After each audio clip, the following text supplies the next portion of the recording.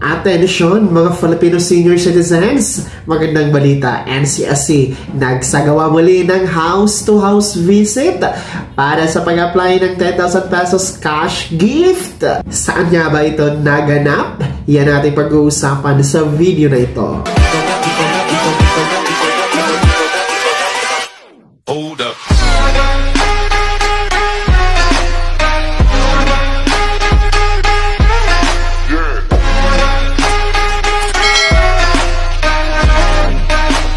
Hello mga ka-vlogs! Welcome dito sa aking YouTube channel. Magandang araw po sa lahat ng mga manonood. Saan po kayong dako sa mundo? Kumusta mga ka-vlogs?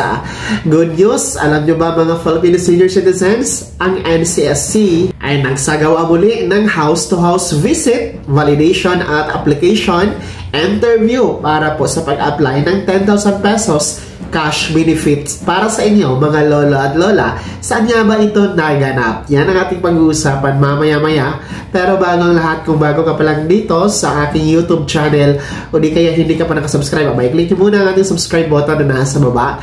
Huwag nyong kalimutan na pindutin ang notification bell, ilagay nyo po sa all para naman updated kayo sa lahat ng mga videos na aking i-upload. Kakapasok lang mga senior citizens, anunsyo mula sa Facebook page ng National Commission of Senior Citizens or NCSC. Alam nyo ba na nagsagawa muli ng house visit, interview at validation itong ating NCSC personnel, no, sa mga LGU dyan sa NCR para nga po magbigay ng assessment, no, mag-interview dito sa pagpapatupad ng 10,000 pesos cash benefit under the Expanded Centenarian Act, mga ka-vlogs, no? Yung Republic Act 11982, kung saan po ay kanila pong tinulungan ang mga lolo at lola na makomply ang mga requirements na kinakailangan. So, ito po ay naganap, no, sa LGU ng Marikina, no, dyan sa may San Juan in Mandaluyong, Navotas at Malabon. Sa NCR po ito ng mga LGU.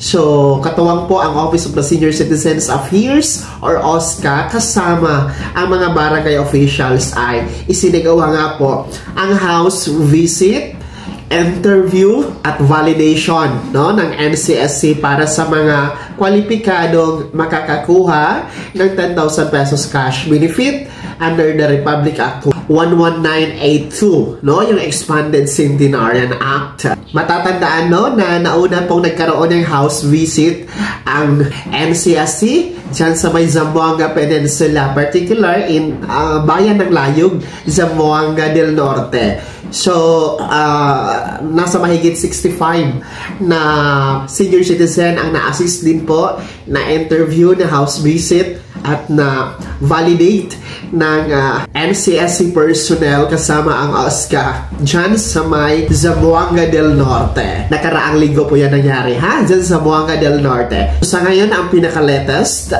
dito po sa NCR, no? Particular po sa bayan, no? O sa syudad ng Marikina, no? San Juan, Mandaluyong, Navotas at Malabon, no? Nagsagawa.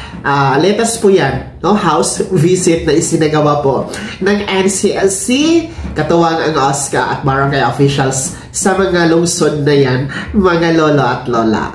Well, maganda ito, no? Dahil talagang ang NCSC na po ang pumupunta sa bahay ng ating mga senior citizens para personal po ma-interview, ma-validate at matulungan para sa requirements dito sa Expanded Centenarian Act, no, para makakuha ng 10,000 piso na cash benefit itong mga qualified natin na mga senior citizens. Sana po ay gawin ito sa lahat ng mga LGU, no, na mismong NCSC personnel po, mga staff ng NCSC ang pupunta sa bawat tahanan ng ating bawat senior citizen. Kaya naman, good job NCSC, sa doon po tayo sa inyo sa pagmamalasakit sa kapakanan at benepisyo ng ating mga senior citizens. Shout out ha sa ating mga senior citizen dyan sa may Marikina, San Juan, Mandaluyong, Navotas at